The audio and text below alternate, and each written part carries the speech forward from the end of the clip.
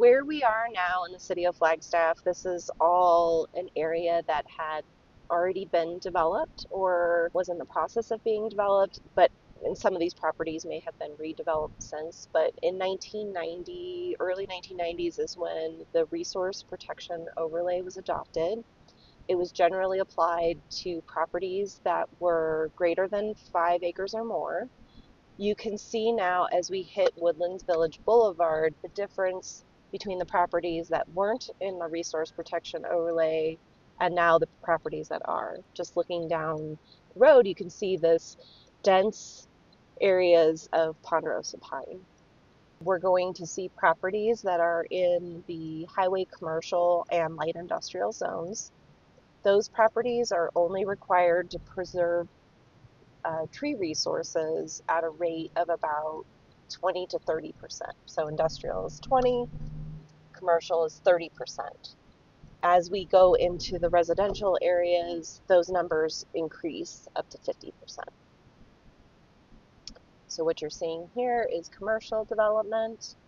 Now, these properties do also have requirements for landscaping. It is possible to utilize these trees to fulfill the landscaping requirements, but you can see that additional plantings are almost always incorporated or included in addition to the pine trees. So we have sort of a growing issue where we're preserving a lot of the ponderosa pine, but in addition requiring additional trees and shrubs and ground covers to be planted. So as we make this turn onto University, again, we start with commercial and light industrial on both sides.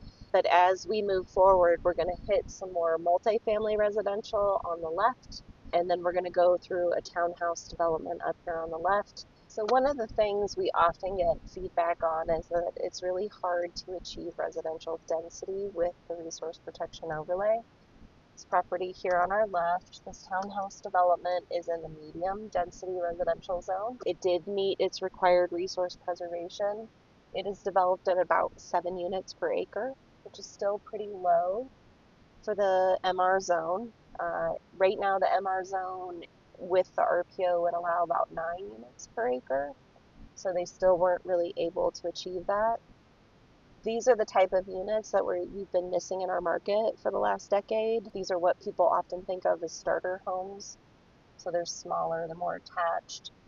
But in addition to just not being able to achieve densities, we also have just this very deep concentration of trees. So you can see here where just there's areas of tree preservation. We've got both large and small trees. So we're starting to keep what we're calling like high value trees, which are these larger yellow pines. But in order to just make points work, we've got developers also saving much smaller trees of lower value. When you end up keeping the smaller trees with the larger trees, it stunts all of their growth. The homeowners association in these types of development is on the hook for making sure, and they have to spend the money to make sure that all of these trees are pretty well limbed and very well taken care of. But when you have trees that are that tight together, the larger high value trees have a harder time growing and becoming high value trees on their own. So now we're going to go through Boulder Point, which is also unique in that it's in the medium density residential zone. The subdivision is single family homes. They were subdivided in our early 2000s. We just went through a townhouse development in the same zone that was 7 units an acre. This is 2 units an acre. So this is using a higher density zone to basically accomplish what is residential single family land uses, how a lot of this particular zone has been saved. But one of the things of note in this neighborhood is because of the proximity of trees, you end up with pine needles on roofs. This becomes a maintenance issue for a lot of the property owners. Those pine needles in the gutters and on the roof, if a fire were to hit basically even across this highway, those embers are going to fly quite a substantial distance. It makes those roofs a lot more vulnerable to catch fire. And in that case, that roof is more vulnerable than some of the trees are, especially if the trees are well maintained. Next up, we're going to hit Presidio Inn Pines. which actually has a much lower preservation rate of 30%. Its landscaping is not yet mature, so it's going to feel a little bit different. In order to do resources, what we end up with are these vacant parcels of land where essentially, in this case, these are drainages, which is unusual, but you can see the very thin trees that get saved. They're just not the high value trees that we want to see. In front of us is a multifamily development that is technically separate from Timber Sky. The property in and of itself had a lot less trees because part of it was burned in a fire in 2007. So what you'll see is in areas, you'll see a lot of new tree growth. That new growth stuff is not anything that we count in terms of preservation, but you can see with the subdivision coming up on the right, there are a lot fewer trees in this area because most of it had burned. This was the spot that burned. So there were a lot fewer trees to preserve. What is unique about this large subdivision is that the tree preservation was done on a tree by tree basis. So every tree was surveyed, which is unusual to do in a development this large. In most cases, it's just simply done by land area. So if you have to preserve 50%, you end up preserving 50% of the land itself, which is less efficient when we're trying to achieve density. So Boulder Point was done that way. In this case, because we did point by point, we were able to achieve higher densities within these residential subdivisions. This one is zoned MR. It came a little low in terms of medium density. This detached single family subdivision we're going to go through is about 4 units an acre. And what really did make that possible was going through and pinpointing and targeting every specific tree. At the end of the day, this is saved at 47%, so just slightly under 50%. It still has a lot of trees that are fairly too close to structures in order to meet those numbers. In some cases, we tried to meander sidewalks in order to accommodate trees. Whether or not those trees will survive over the long haul, we'll see. The closer you get to a tree with concrete or anything like that, the likelihood that it may die in 10 years, because ponderosa pines have a shallow root system.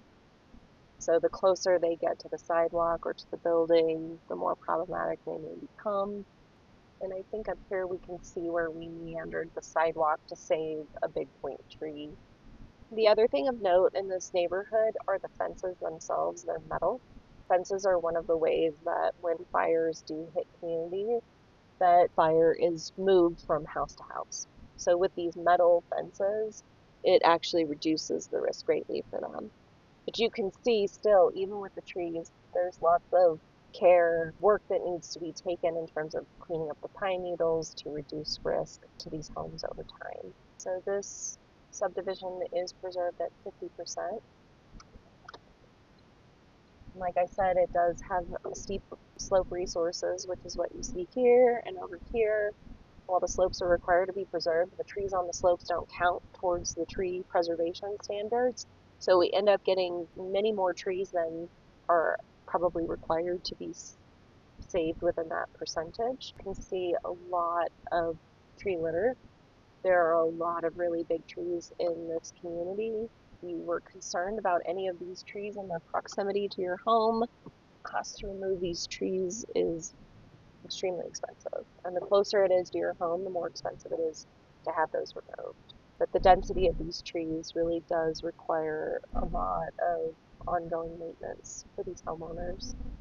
And of course, this subdivision abuts open space owned by the city of Flagstaff that probably also could use a little thinning as well. So this is Crestview. This is a newer subdivision than the last 5 years. It also abuts open space areas.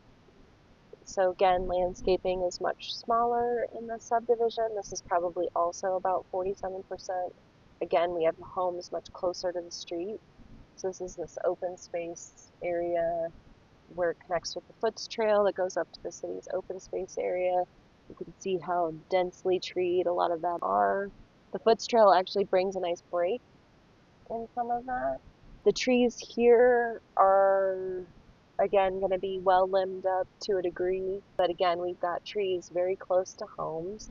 There is another open space tract that has a slope down the way, but this is a little bit more open than we've seen in other older neighborhoods. Railroad Springs is really heavily treed. Has a lot of mature ponderosa pine. Has a lot of mature landscaping as well. See some of these homes, they're just so close to the houses. And the thing that's unique is, everybody in the community has what sort of their set desired point. Some people absolutely love the look and feel of living in a forest. So they came to Flagstaff for. I know that more and more of these areas are struggling with keeping their homeowners insurance because of the amount of trees that they have on site. And again, the homeowners associations get left with these open space areas and the requirement to clean up and keep those trees well taken care of. That concludes the tour.